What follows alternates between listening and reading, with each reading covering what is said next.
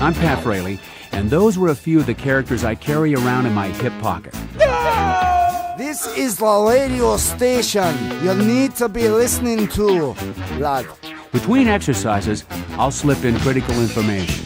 104.4 FM, radio station, Residence FM. And other feats of insanity and joy.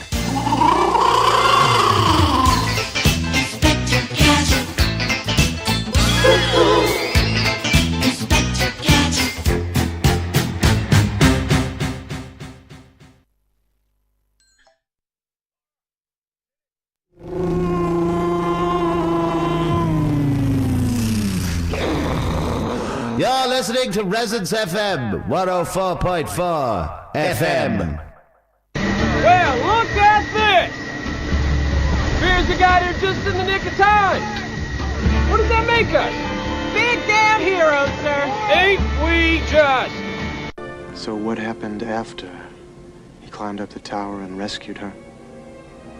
She rescues him right back. But first you must travel a long and difficult road. A road fraught with peril.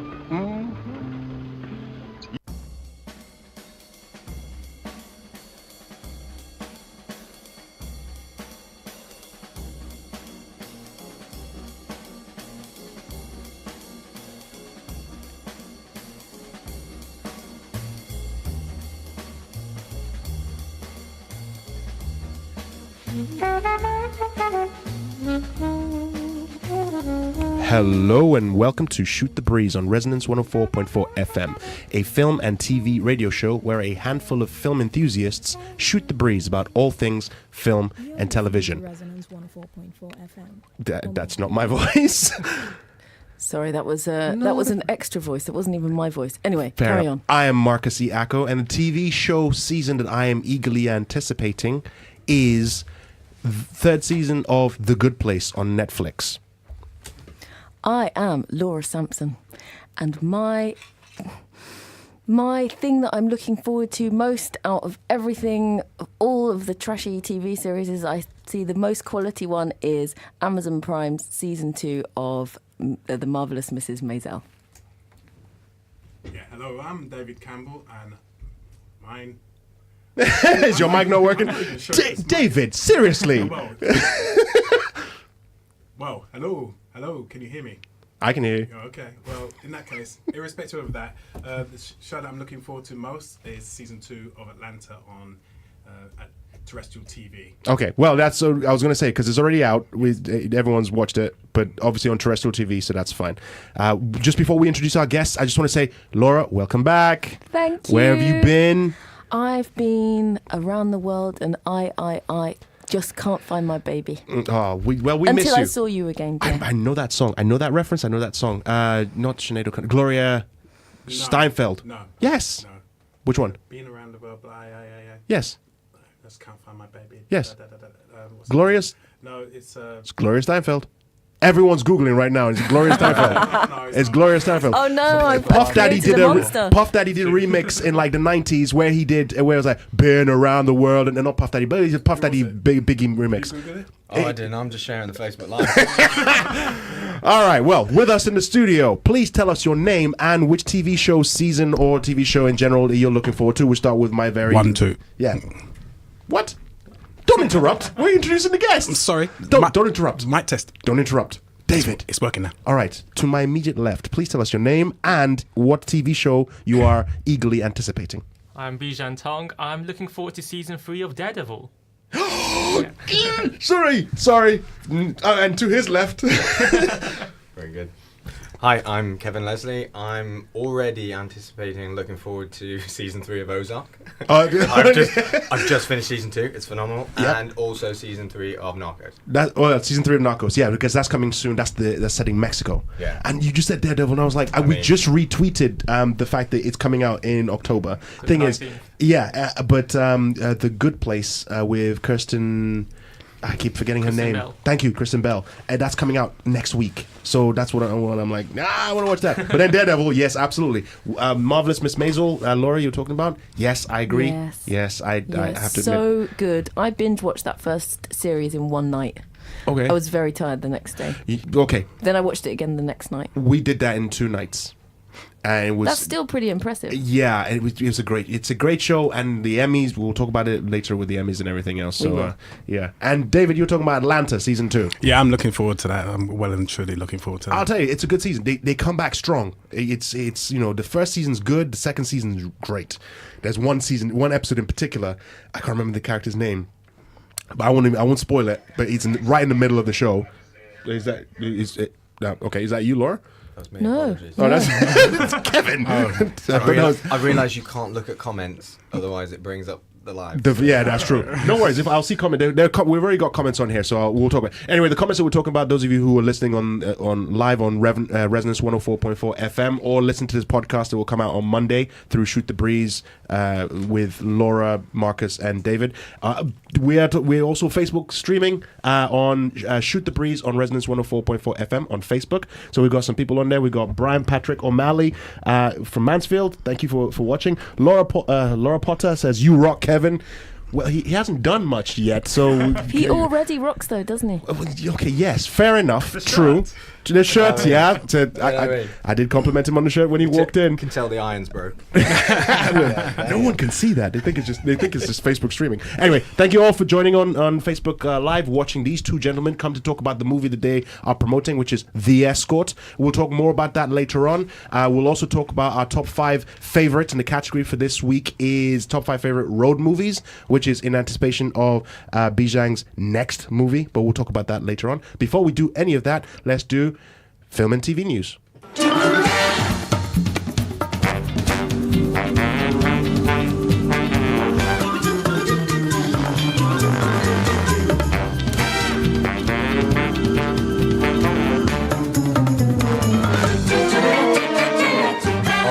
Time I'll touch this. So last week we tried to predict what we thought would win at the Emmys, the 70th Emmy Awards ceremony that happened Monday, just gone, happened, and we had 6 categories that we looked at. We looked at best drama, best comedy, best actor in a drama, best actor in a comedy, and best actress in a drama, best actress in a comedy. We went around the room with a new friend of the show, Nicola Morrison, and we all tried to guess what would win. And Atlanta popped up a lot of times there. Blackish popped up a number of times there.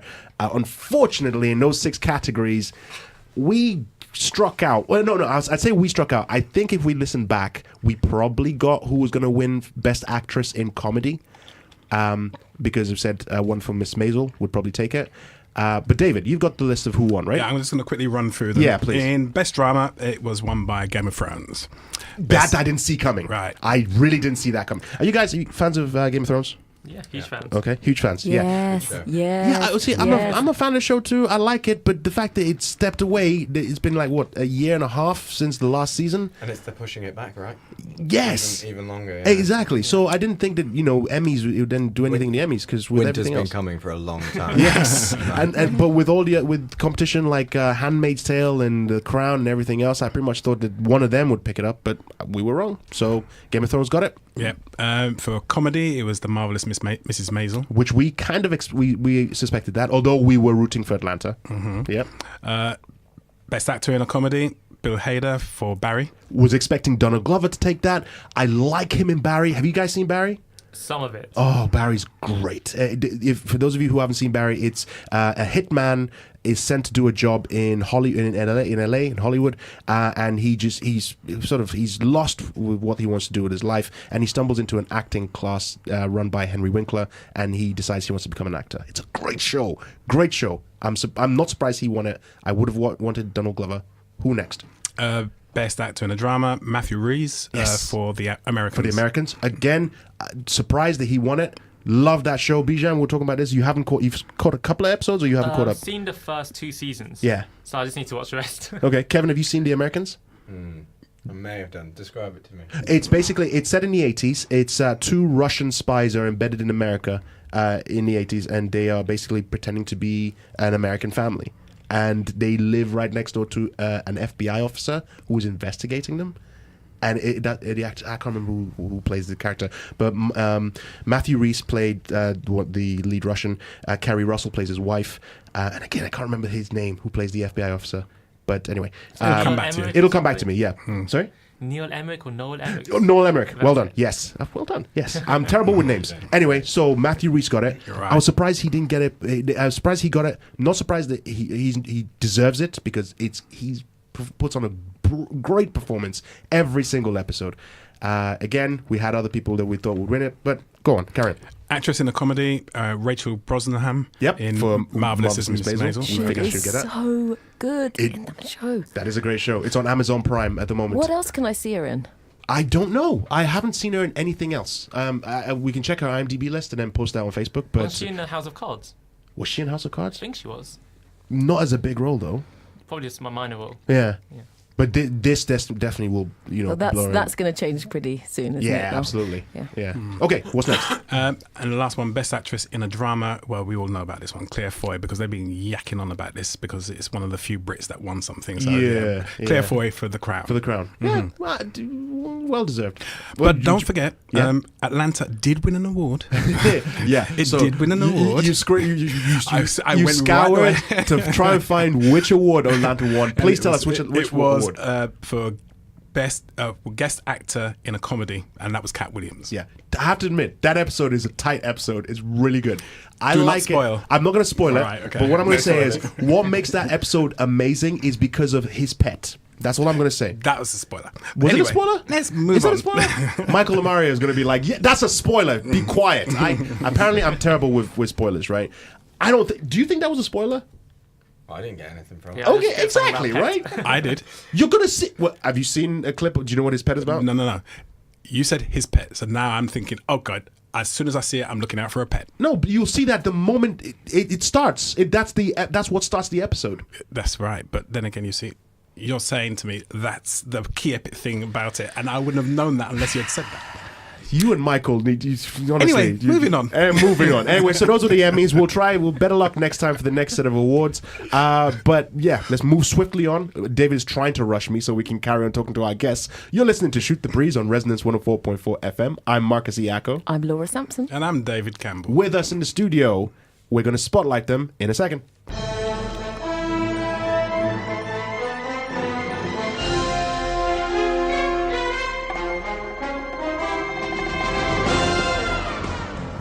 Okay, so our guests in the studio, Bizhan Tong, who's the writer, director, producer of The Escort, a feature film, and Kevin Leslie, who's the one of two characters in the movie, only two characters in the movie, and Kevin Leslie is one of them. Welcome, guys. Hi.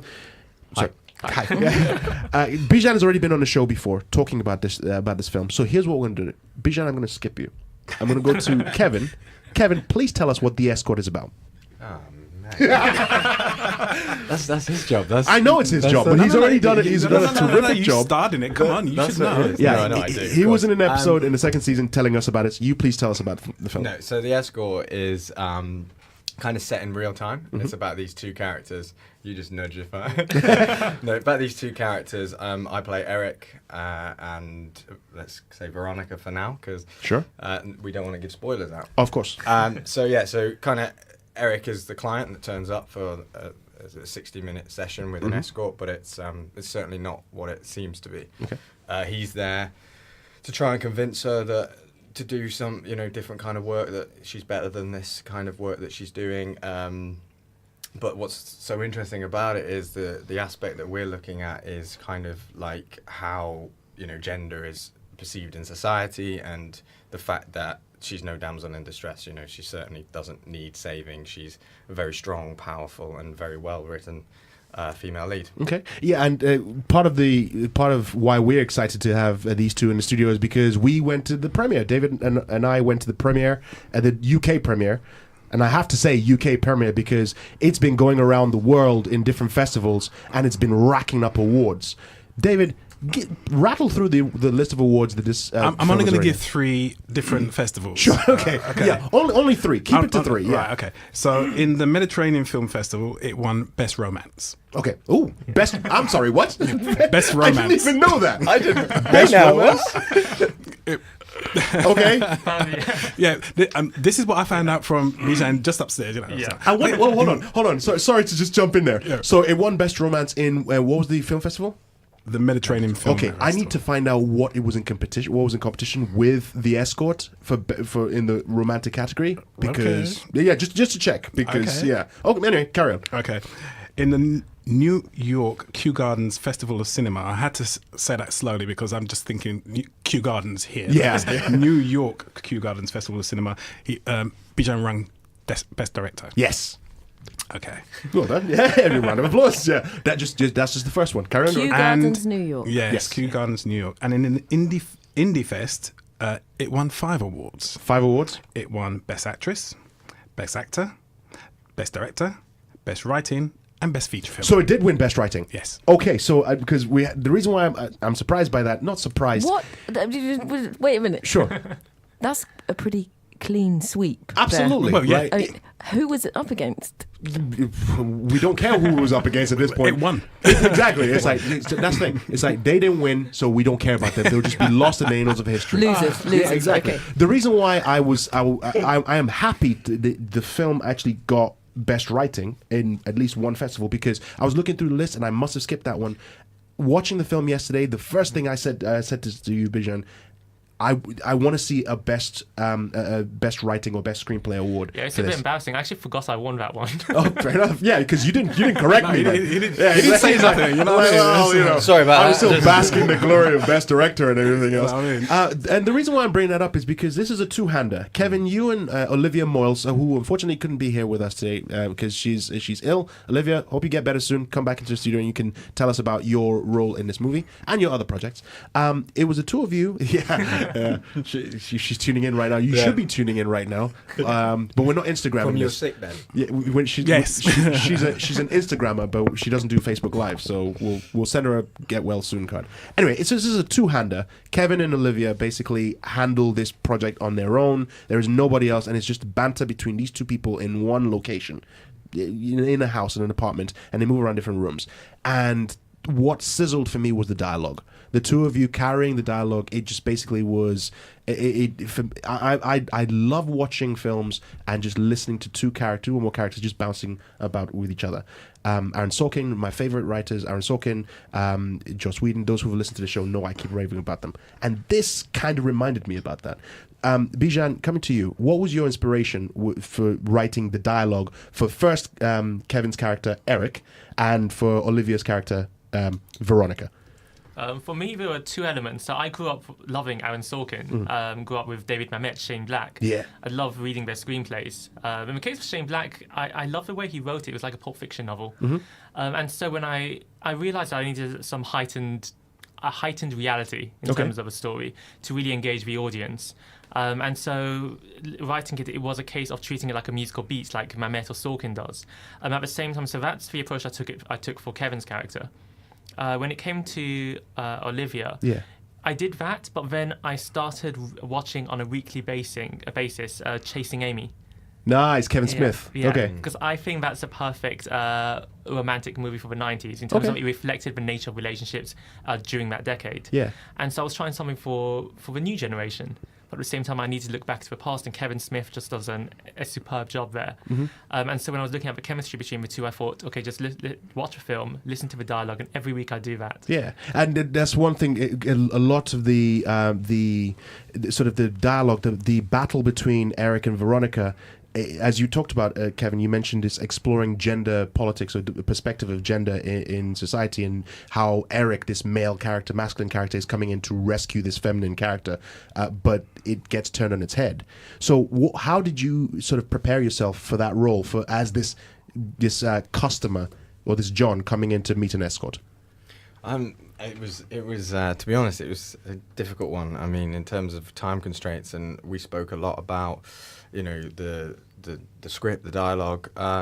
For me, it was trying to get all his layers in there without being so obvious with what might be going on in the story, because he's quite a complex character, because all isn't what is, all isn't what's perceived, when he arrives. He very much kind of, so in a weird way, my best way of saying it is actors is all about you making decisions. And I actually decided with him, I didn't categorically make decisions. I wanted to keep them open-ended. Sure.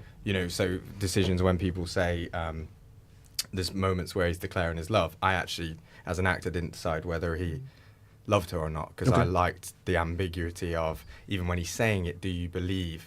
Because that's what, for me, Eric, if it's kind of been portrayed right, is you as an audience member, you kind of, there's just something about him. You're watching, you're kind of going, do I like this guy? Yeah. Do I not like him? Do I believe what he's saying? Do I not? And it's just to keep you always on that fence. So then when the revelations are revealed, it kind of makes sense then, rather than... Okay.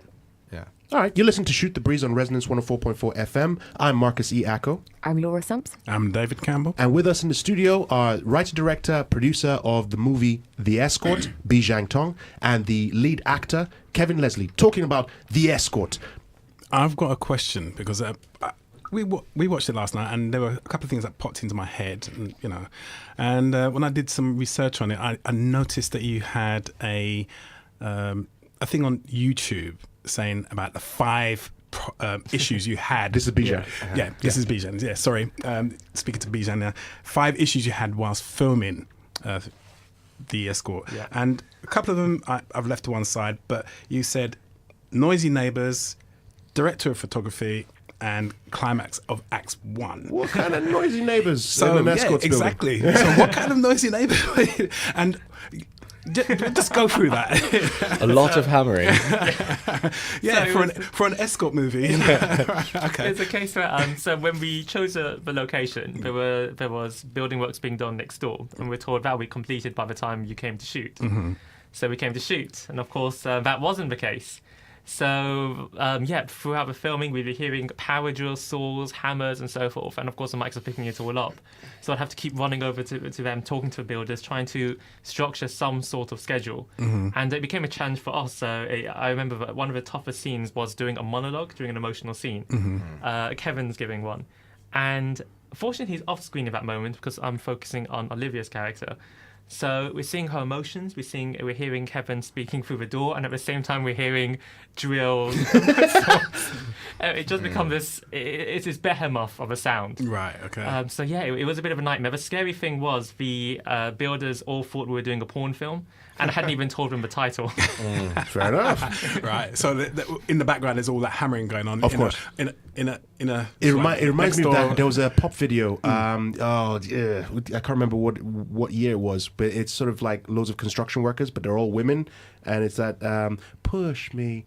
And I don't know why I'm digressing with that, but that kind of... Anyway. Thank you. Anyway, carry on. Your next question. The next one was the climax of Act 1. Now, one of the things we noticed, there was a bit of differences in the film itself, and couldn't understand why until I saw that. So just quickly run through that, because you said you lost quite a lot of footage. Yes, we did. And the backup. So the climax of Act 1, there would have been a huge argument taking place between the two. And so, I think we spent about 2 days shooting those scenes. And what occurred by the end of it was we found out a couple of days later that somehow we lost all the footage of where the camera was on Olivia. So we had all of Kevin's stuff, but not Olivia. And then we found out the backups had also just been wiped. And so, it's not something that I highly recommend. I think that you have to, from now on, take multiple backups, which we did from that day, day forward. So you had a 9-day shoot. Yeah. And on the 10th day, Kevin had to leave. He had to leave, because he had because he had to do what? What was it he had to do, Kevin? Oh, literally before we came on air, I was like, don't do that to me, because you didn't sign any documents saying we can ask a question. So unfortunately, because we had this recently, and it now looks like I'm making it. I think it was another project that I was doing, and I think it was pickups, but it certainly was. I had to change my look quite dramatically. I think I had to shave my hair, like not complete, but shave back and sides and dye my hair black, or something. Yeah. So you went for the skinhead look in that new one. Yeah, and new one. When you did some reshoots, you had to wait until your hair grew back. Fortunately, it was a few months later, so his hair was back. Wow, so it was like perfect. And, it's good that it grew back in the same sort of like style, because obviously then you'd have had the Henry Cavill situation for DC, right? Yeah. Well, I've got a question too. I'm much more of a beginner to the film than these two lovely gentlemen here. Because you weren't available to watch it with us, that's why. Please forgive me if this is a bit entry level, but I'm just really interested in what gave you the idea to cover this subject matter and what research you had to do to like make it to make a good film out of it. That's a very good question. Who did you have to ask? What? That's a very good question. Just tying into that particular question as well, we have Brian Patrick O'Malley on Facebook who's just asked, did Bizhan Tong research the stories of trafficked survivors for the Escort? So same sort of question as Laura. What was your research for the Escort? Certainly. So the inspiration, firstly, of the film actually came about with a real-life encounter with an escort. During work, I was supposed to meet someone. It was in Mayfair, and at that point, an escort tried to sell her services to me. And and I declined. Was it a slightly awkward situation, or did you sail through it with the greatest? It was fine. It was just a polite decline, just not interested. But every guy on Facebook just went, you declined, yeah, you did. We had half an hour to spare, and we ended up having a conversation. Before I went off, but that conversation just it was quite an engaging one, and we talked about politics, literature, just various topics. And by the time I left, I just kept thinking about her and why people would fall into that line of work. So that made me want to do more research on it. Now, terrifyingly, it's actually very easy to find escorts, especially today. Okay. I mean, they're all online. So I literally found their details, texted them, said I wanted to write a screenplay on the escort industry. Could we have a conversation about it? Then those who responded, some of them asked for money. Those who didn't ask for payment, I had a conversation with them. Okay. Right. And so that led to a roundtable discussion at a coffee shop in Finchley, which I'm sure was very bizarre for the staff there. So you had all of them come together and sit around the table? Yeah. Oh, cool. Just to have this conversation. And at first you can see that they're still on edge. They're not sure if this is real. But by the time, as the conversation saying in place, they're saying, no, I'm genuinely interested. Then they became more open. And a lot of what you hear from them is what appeared on the script. So it was that and a case of yes, to answer Brian's question, but a lot of research around that, around the papers. Because it's not just about the UK. I always saw the Escort, the film, as being about Western society in general. Sure. So we're looking at the US, I'm looking at statistics from Canada, and that all helped to tell this story. Wow. So really it went quite deep into it. I mean, how did you keep in touch with any of the people? Were they sort of interested in how the film was going? Were any of them invited to the premiere? So I did actually stay in touch with a few of them. Every 6 months I reached out to find out. One of them actually, interestingly, so there's a scene in the kitchen where you're seeing a series of text messages. And it's actually the cast and crew there. Nice, okay. Who's seeing them, but there's also a lady there, and she's actually one of the escorts. Oh, okay. So she asked if she could put if she could be on there. I said, yeah, that's fine. Okay. And so she's on there. Even more interestingly, that specific individual, she's an escort. She's also an adult film actress on something called Brazzers. So we don't know what that show is. I'm kidding. We're not going to look it up for it. David, we're not going to be looking it up either. What's the name of it again? More research. Exactly. Yeah, we have to do that research for the show, of course. Breeze, come on. So we can put a link on Facebook just so people know what Bizhan is talking about. Hashtag. Yes. Oh yeah, we haven't even mentioned the hashtag, which Bizhan was the one responsible for this. Yes, he chose that one. Yes, but we'll just let Bizhan finish his point and then we'll talk about the hashtag. Yeah, but no, that's literally it. It was but I have stayed in touch with a small number of them. We haven't really spoken much. It's really about, for me, it was about conversing with them, making sure that they were happy with the film that was created. Right. So I did actually reach out and said, do you want to see the script? And one of them actually did want to read it. She was really pleased, and ditto the person who cameos in the film. Okay. You're listening to Shoot the Breeze on Resonance 104.4 FM. I'm Marcus E. Acko. I'm Laura Sampson. I'm David Sorry, I Campbell. forgot my name. I was listening so hard to. It's been a while since on. you've been in the studio with us, so you're forgetting. No worries, we'll get you back into rhythm. With us in the studio. I have to be in the studio to remember my name. Well, of course. You see, I have to prompt you. I say, I'm Marcus Iacco, and then you go, oh yes, I'm Laura Sampson.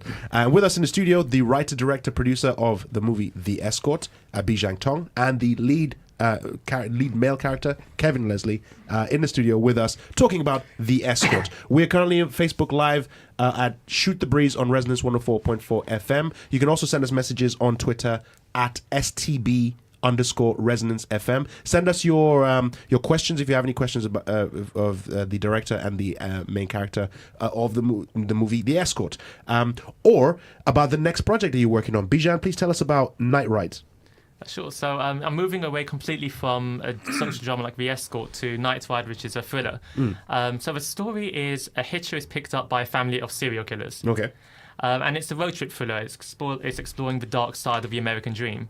So the idea, it does deal with social themes. It looks at the history of America. It looks at racism. It looks at internment camps. It looks at some of the darker elements of its past. Yeah. But at the same time, it's under the guise of a genre thriller. Of a road trip. Yeah, exactly. Yeah. It is ultimately, yeah. Which is one of the reasons why we're bringing our top 5 category today is road movies. So if those of you online listen to us right now, send us your top 5 favorite road trip movies, and we'll announce it online, or we'll announce it on the air.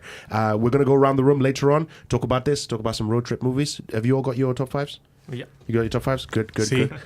So, see, Ready. okay, okay, I see that. So, Kevin, are you? I don't know if you want to mention this. Are you part of this new project that's coming up? Are you now permanently bonded to Bizhan because of this particular experience that you've had, and you're going to be in every single project that he works on, like Jason Mewes for Kevin Smith? Yeah, no, I don't think I'd be in every single one. I think that you'll get bored of me. You'll just be a guy who just does a cameo and be like, hi ho, and just walk out. I think especially in this industry, it's very tough. Sure. So if you find people that you click with, you respect, and you can work well with, then you jump at the opportunity to work together again. So I believe we've formed quite a good team. So, yeah. Speaking of your work, you were in Rise of the Craze and Fall of the Craze. Was that the project that you had to go off to get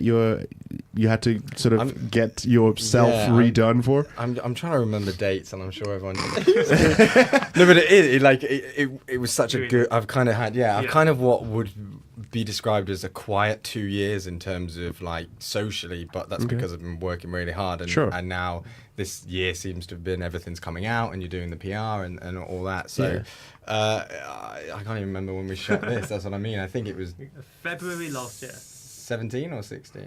I'm not sure actually now. No, see? Yeah. See, once you question it was such a while ago, yeah. Yeah, so that's what I mean. It was. Okay, so where can for those 2 movies in particular, and any of your other projects, where would people be able to get access to this? Can we go on Netflix or Amazon or buy in studio? I mean, The Craze have been out a couple of years now, so they did the rounds, DVDs and Sky, and regularly on Channel 5, I believe. So tune in at like 10 o'clock or something. It'll probably be there. There's another one, I Am Vengeance, directed by Ross Boyask, which wicked kind of action film that's coming out on the 28th, I believe. That premiered in America recently. And it just had its UK one. Oh, here yes, at Stratford East, yes. Part of the Fight. I'll get it. The Fight Festival. Yes, it's kind of tied into wrestling because Stu Bennett. Yeah, Stu Bennett. He was a wrestler, and then he moved on from wrestling into films, and now he's the lead in that movie. And they announced recently. I know this is sidetracking. They're doing a sequel, right? With Vinnie Jones. Yeah. Yes. I did beg if it could be a prequel. Vinnie Jones. Yes, Vinnie Jones is going to be in it. In a sequel. Is it going to be wrestling? No. Stu Bennett was a wrestler. I'm joking. Oh, fair enough. Okay. I think he's the evil part. Okay. Well, in that case, he chose the right man. Of course. So where can people follow you on social media? Twitter is the one I probably predominantly use the most, which is at the Kevin Leslie. Okay. Bizhan, what about yourself? Yep, Twitter at Bizhan_Tong. Excellent. And we are at STB_Resonance FM. So many underscores. I know. I can't believe there's another Bizhan Tong. That's so rude. There's another Bizhan Tong? There must be another Bizhan Tong if you have to be Bizhan_Tong, right? Actually, that's true. I just liked having the underscore. He chose it. Now you're going to hunt down the other Bizhan Tong and kill him. You can follow us on Twitter, STB_Resonance FM. Facebook, Shoot the Breeze on Resonance 104.4 FM. Or Instagram, Shoot the Breeze Show. So, everyone get your top 5s ready? Let's hit that. Let's hit that jingle.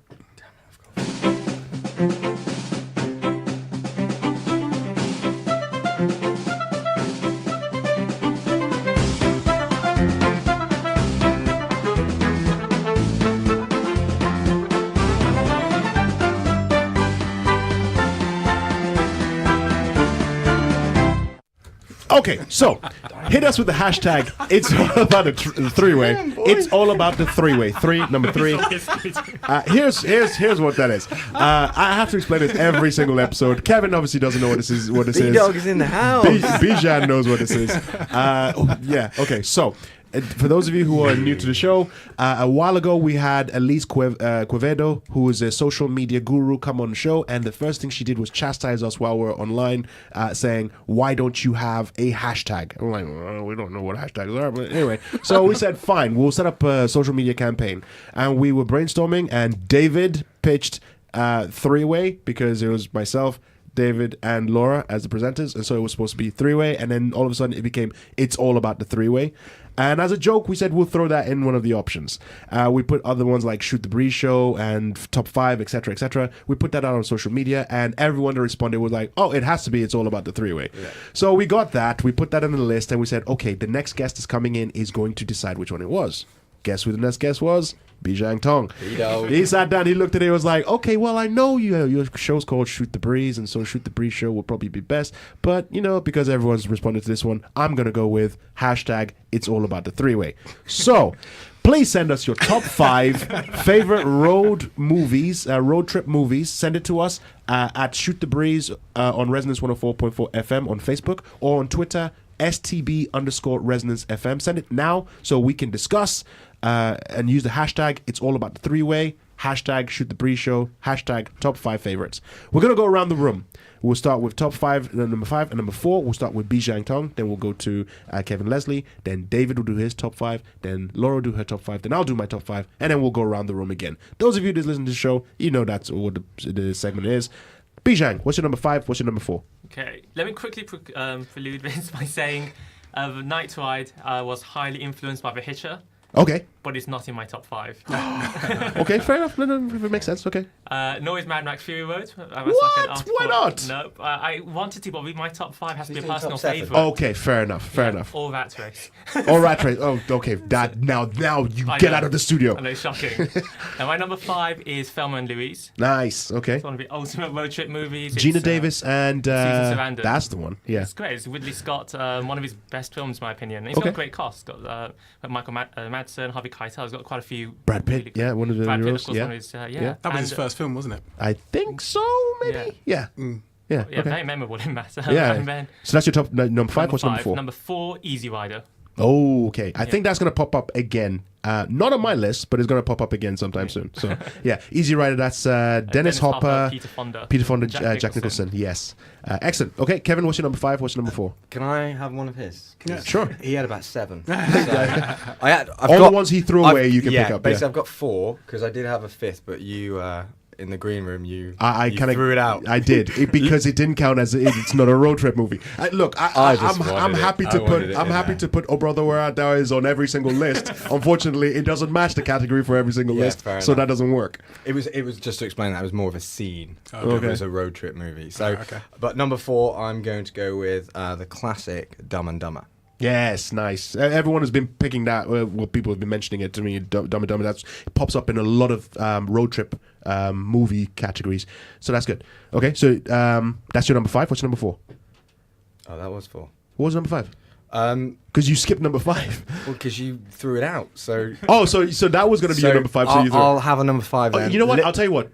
Tell everyone what your number 5 is, and then we will criticize you for it. Okay, I was going with Nocturnal Animals. Okay, so Nocturnal Animals, that's the Jake Gyllenhaal one. Yeah, because there's an amazing scene where, he's on the road and yeah, well, but that doesn't work because it doesn't fit. But you know what? We'll give that to you because this is your first time here. Next time, I won't be so lenient. Fair enough. David, what's your number 5? What's your number 4? He's rushing on. Come on, get to my list. Get to my list already. No, that's not the reason. Number 5 is Easy Rider. Okay. Okay, so as been mentioned, Number 4 is Road Trip. Road Trip. Yep. Yes, that's Tom Green. Seth Green is Seth Green in that? No, not Seth Green. Stifler. Sean William Scott. That's it. Yes. Yes. That was good. Okay, good choice. That's your number 5 and number 4. That's Easy Rider and Road Trip. Yeah. Laura, what's your number 5? What's your number 4? My number 5 is my number 5 rather than any higher because it's only kind of half a road trip movie, I think. Django Unchained. Do you know it's a road trip movie up until about 2/3 of the way through, right? It is a road trip movie. It is a road trip movie. It is a road trip movie because it's two characters. They're going across country to go and rescue someone. So that's a road trip movie. Yes. Okay. What's your number 5? That's my number 5. My number 4 is Paris, Texas. And it's not any higher because it's actually the soundtrack that I and everyone else who knows that film loves about it. It's not the road tripness of it, even though it's kind of haunting and beautiful, but it's really the perfect soundtrack for a road trip, I think. Okay. I've listened to it so many times when I was driving in the nighttime. Yeah.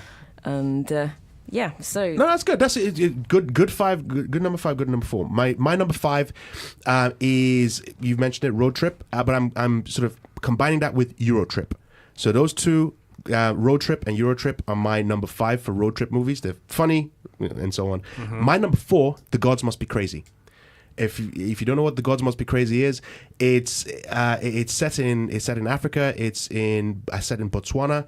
It's a little small tribe where they're basically completely cut off of modern civilization, and a plane is flying over their village, and someone throws a Coke bottle out of the village, and it lands right in the middle of the village, and it causes chaos. Because people are picking it up, they're fighting over it and whatnot, and the main character decides he's going to pick up this bottle and he's going to walk to the end of the world and throw it off a cliff. And that's basically what the movie's about. He's now taking this Coke bottle with him across Africa to go to the end of what he believes is the end of the world, to throw it off a cliff or to the end of the world. And he just encounters different cultures and different civilizations, etc., while he's on this trip. The Gods Must Be Crazy. It's spawned a couple of sequels that weren't as good. There's one where it kind of mixed in with Chinese tradition, where there's a Chinese vampire and whatnot. But I grew up watching this film. The Gods Must Be Crazy. It's really funny. I don't think it holds up as well, but definitely that's my number 4. You're listening to Shoot the Breeze on Resonance 104.4 FM. I'm Marcus E. Acko. I'm Laura Sampson. I'm David Campbell. With us in the studio, Bizhan Tong, director, writer, producer of The Escort, and Kevin Leslie, actor, main character of one of the main leads in main character. You know what? Olivia's not here to defend herself, so let Kevin. You're the main character of the movie, so yeah, it's good. James Noble on Facebook gives his top 5 of road trip movies. My Own Private Idaho, Gus Van Sant, Locke, Stephen Knight, Oh Brother Where Art Thou, Coen Brothers, Natural Born Killers, and he added The Way by Emilio Estevez. I respect that list. That's a tight list. Yeah, especially since it's got Oh Brother Where Art Thou. I'm not saying anything. I'm just saying it's a tight list. What would you want from me? I got Nocturnal on. That's true. Bijan, what is your number 3 and what's your number 2? Okay, number 3. Let me quickly first say. Of course. Of course. Paris, Texas, that was mentioned. Sure. It's not in my top 5, but I watched it once a week while writing Night Ride. Okay. Yeah, so I thought it's not in your top 5? It's not in my top 5. Wow, it's weird. All my influences were not in my top 5. Yeah. How is that? How does that work? Yeah. Tough crowd. Especially the fact that we're basing this segment on Night Ride. I know. What inspired Night Ride? Hitcher and Paris, Texas. No. So what is your number 3? Dark, Lost Boys, but no, number 3, Fear and Loathing in Las Vegas. Okay, that's good. Yeah. Johnny Depp, Benicio del Toro. Yeah, and it's just it's so zany, and I watched it as a young teenager. Still didn't know what drugs were. I mean, I'm watching this. What in the world is that? But I'd forgotten that even was a road movie. It was sort of you should see Kevin's wake face. Wake up flat on your face in Vegas movie. Yeah. Have you not seen this movie? No, I meant I'm learning new things. Oh, about him. Okay, fair enough. That's why we do this show. Of course, yeah. Okay, what's your number 2? Number 2 would be. I'm trying to think actually. Okay. Okay. No, I've got it. Little Miss Sunshine. Yes, nice. Okay, so that's Steve Carell, Greg Alan Arkin, Greg Kinnear, and Toni Collette. Collette. Yes, Yeah. love that movie. It's good. It's not in my top 5 though. Actually, no, it was in my top 5. It dropped out. We'll talk about why later. Yeah, okay. Yeah, Kevin, I like what's it, your, but doesn't yeah, make exactly. it. Kevin, what's your number 3 or number 2? Number 3 is The Bucket List. Jack Nicholson and Morgan Freeman. Okay, cool. That is a road movie, isn't it? Yeah. There's so many different modes of transportation. That's what I'm saying. When you start breaking it down, you hear Break it different down. examples. You're thinking, actually, yes, that is a does road count, movie. yeah. I really unexpectedly loved that movie. You Really, unexpectedly really. loved that movie. How do Yeah. you unexpectedly love a movie? I was didn't expect watching much. it That- yeah. I was watching it on a long haul flight, as you do, and you're like, oh, I need something that's easy to watch, whatever, something that I won't mind falling asleep in. Yeah. 2 hours later, bang! I was still there. I was in floods of tears, as I often am on long haul flights when I watch movies. Okay. And it really stuck in my mind, and I watched it again On the same trip? on the ground, and it was just as Okay. good. Fair enough. Kevin, you obviously like that as your number 3, right? Yeah, it's a very good movie. I mean, definitely shouldn't get in the category of one I want to fall to sleep. Crikey! I hope That was just- some of that our was films just never my, make it to planes. Oh, let's put a Bijan one on because fall asleep to it. Yeah, it's good. It's like it's a talkie. It's only 2 people. It's fine. I'll fall asleep. Oh, that's right. Yeah. It's only half an hour flight. Yeah. No. What's That your number opinion 2? did not carry on. Just saying. I knew I was going to like it after about 10 minutes. Oh, of course you did.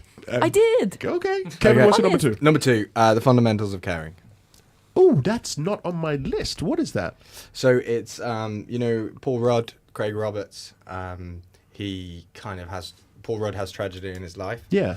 And Craig Roberts is kind of ill. He's playing this Okay. ill character, but he plays it so phenomenal because it's not a poor me situation Sure. at all. Paul Rudd comes in and he's left to kind of look after him basically. And the way Craig Roberts plays it, it's just amazing because he just winds up Paul Rudd and they basically go on this, journey and they meet this girl who I think is Selena Gomez. Oh, okay. yes. We're looking it up. Yeah, it's wow. It's completely off my radar. Even though I'm a huge Paul Rudd fan. Yeah, you should watch it. It's honestly. Good. Is it a weepy though? I mean, yeah, I'm not gonna lie. You probably might need. Okay, because I need to prepare myself for one of those ones because I'm not averse next to one then. Yeah, I'm not. No, this is the thing. My top 2 are both at that level. weepies. They're Okay, at that level. I'm not adverse to watching a weepy, but I need to prepare myself to go and watch it. So that's good. David, what's your number 3? What's your number 2? Number 3, Thelma and Louise. We've already had that one, haven't we? Yes. Okay, so what's your number 2? Well, it's really strange, actually, because there was a film that really just hit me in the head, and it's a road movie, and it stars Robert De Niro. And it was just like, yeah, that should be on my list, and I cannot remember the name of it. Oh, no, it can't be on the list then. It's Midnight Run. You've been looking at my list. No, you haven't, because I didn't write anything on my list. I shoot from the top. But good choice. Midnight Run. That, I must admit, that was the one that made me think of Robert De Niro so completely differently. Sure. I love that movie. It was just so funny. So it was just really, really funny. Really, really funny. So I'm going to take that one. So, yeah. No, that's good. That's good. Good call. So Thelma and Louise is number 3, and then 3, Midnight Run was number 2. Yeah. Okay, Laura, what's your number 3, number 2? These are both VW camper van movies. Okay. Little Miss Sunshine Yep. was on my list as well. That's my number 3. And Captain Fantastic. Yeah, that's Viggo Mortensen, right? It's, again, half, 2/3 road movie, but the road bit of it is so brilliant. But that's the road. And If the journey that they make is so big, from one completely different world to another. Yeah, So I think if they're traveling for a significant portion of the movie, it's considered a road movie. So yes, I do accept it. Not like Nocturnal Animals, Kevin. They're basically. I think I'm going to get in trouble again. Then. Yeah, No. Only if you come back next time. Exactly. Yes. Right. No, I mean you haven't heard my number 1 yet. Right. Number 1 is like nobody's moving. It's all set in one house. How's do that road travel, movie? but- They travel in. Existentially. Of course. Well, my number 3 is Mad Max Fury Road. which you threw out of your list. So I was thinking, fine, it's on my list anyway. And one of the reasons I really like it is because I was a fan of Mad Max. I grew up watching Mad Max 2 and Thunderdome, Return to Thunderdome, whatever. And then when, that whole gap, and then they were coming back with it, and I was thinking, no, it's not going to be good. But Tom Hardy and Charlize Theron just knock it out of the park. It's a great movie, in my opinion.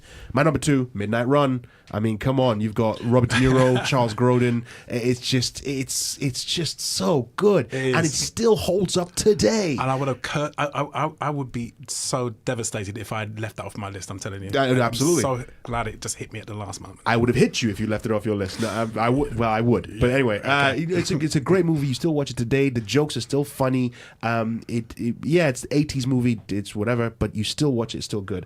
You're listening to Shoot the Breeze on Resonance 104.4 FM. I'm Marcus E. Acko. I'm Laura Sampson. And I'm David Campbell. Alison Peterson on Facebook has said, number 1 road trip video, Kevin Leslie on the Payments Race, London, Copenhagen. Does that make sense to you? Yeah, it does. It does? It does. Is it Ali? Are you plugging? Okay, well, fair enough. Well, thank you, Ali. And Ali says, the gods must be crazy. Great choice. Yeah, see, someone has taste. Good, well done. Bizhan, with us in the studio. We all have taste. Has good taste. Good taste. Has good taste. We all have good taste. Should we move on to our number 1? Let's move on to our number 1s. We have our guest, Bizhan Tong, the director, writer, director, producer of The Escort, and Kevin Leslie, who is the one of the leads in the movie. Bizhan, what's your number 1? Okay, so how Fear and Loathing in Las Vegas told me never take drugs in my life. Yeah. Planes, trains, and automobiles. Oh, good call. So we never go on a trip with anyone who sounds like John Candy. Fair enough. Those are the best trips, though. So those of you who don't know Planes, Trains, Automobile, I don't know who doesn't know that movie. Steve Martin, John Candy, great road trip movie. It was going to go on my list. And then I remembered Midnight Run and got knocked off. But good choice. Kevin, what's your number 1? Are you ready? Don't worry, I won't mock you. The Fault in Our Stars. I won't mock you. Oh, that's another long haul flight weep fest movie. Oh my gosh, it's my a very heart good still film, hasn't and they recovered. definitely travel. They go on a journey. Sure, okay. And they have to work so hard to be able to make it possible. Yeah, sure. To Thank go you. travel. It does count. It's a technicality. For all those people watching Facebook Live, look at Marcus's face. Yeah. I didn't mock him. Did all I mock him? All I'm going to say is at school I was never one for actually answering the question they wanted. I do what I want. Road trip. That film's in. They saw a road. That's it. Done. I'm surprised no one picked road. Oh well, fair I enough. thought outside the box. Okay. Everyone, you've just gone car, road. Right, Oh my gosh, the road. Yes. I completely forgot about the road. Anyway. Sorry. David, what's your number 1? David, come on. I was actually going to think. I was thinking about the Blues Brothers, but I knocked that one out. I was thinking about Cannonball Run, but I knocked that one out. Well, Burt Reynolds. But this is cheating, by the way. I'm mentioning just all the ones that you like. Everyone else is, so I'm going. So the one I settled on, because it's a really good film, really good film, is Itu Mama Tambien. Yes. Yeah. I thought that was a really excellent film. Gail Bernal. I can't remember. Garcia Bernal. Thank you. I try not to pronounce his name anymore because I just butcher it, and I love him as an actor. He's a really great actor, and that's a really good film. I mean, I left off the Motorcycle Diaries because I haven't seen it, but he stars in that as well. But it's brilliant film. Okay, Laura, what's your number 1? I wish I'd thought of the road in advance. You could always choose it now. But we can go back in time. It's a little bit. It's a little bit Viggo Mortensen heavy then. Yeah. I don't love Viggo Mortensen as much as Tom Hardy. My number 1 is Locke. Yeah, because Tom Hardy's getting love today because he's in Mad Max Fury Road and that one. Although it's not your pick, but it's the only road movie I think I've ever seen that's set in England. It's set on the M62 and the M1 or something, I think. Fair enough. I'm sure we can probably think of... Okay, I'm saying that, but none of our choices were set in England. No. So, it's such an American genre, I think. I guess. I'm sure when we... There are loads of people on Facebook and Twitter like, well, you didn't think about this and this and this and this. Like, fine, you didn't mention it. Anyway. Well, actually, we did have some from... Where were you 2 days ago, Twitter? I know, right? Brian Patrick O'Malley has come back again and says, I can only think of horror, Joyride and Jeepers Creepers. Jeepers Creepers is a fun movie. I love Jeepers Creepers. So, go. Fair enough. What are they on now? 3, 4? They've made a third one. Yeah. Third one, yeah. But yeah, I mean that took about 12 years to make that third one. Yeah. Yeah. And the third one had what's his name come back, right? Justin. Oh gosh. No, not Justin Theroux. Not Justin. What's his name? Gina Long, Phillips yeah. on the first one, and Yeah. then I think maybe Ray. I'm not sure if Ray Wise returned from the second. No, because he was Ray Wise. Ray Wise was the hero in the second one.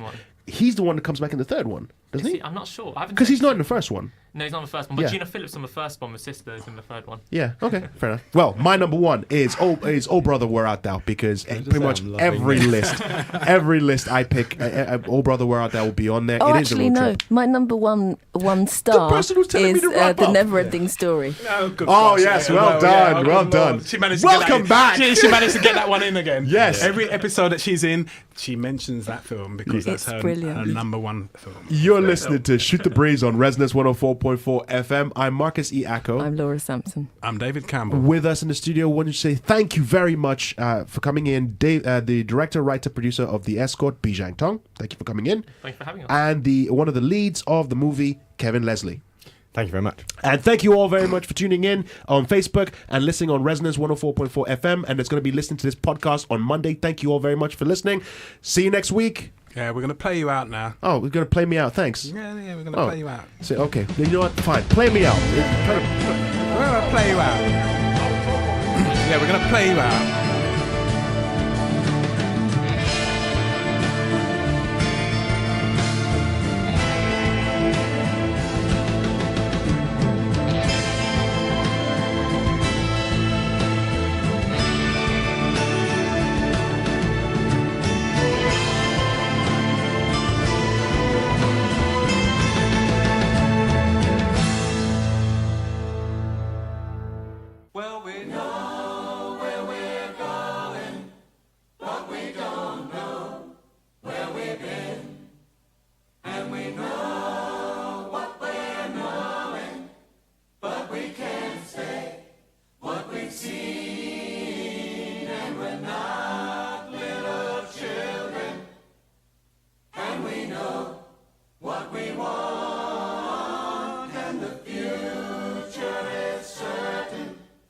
Give us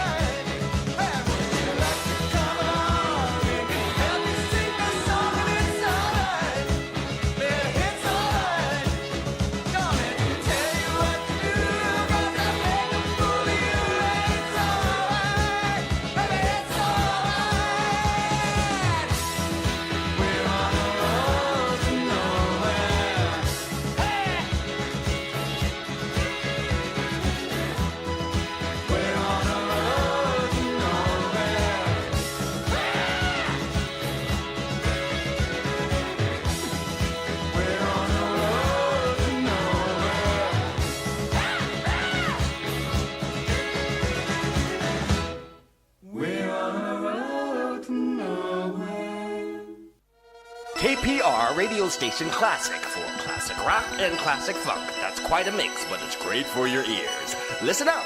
You're going to stay with us. We're going to have all the hits and all the...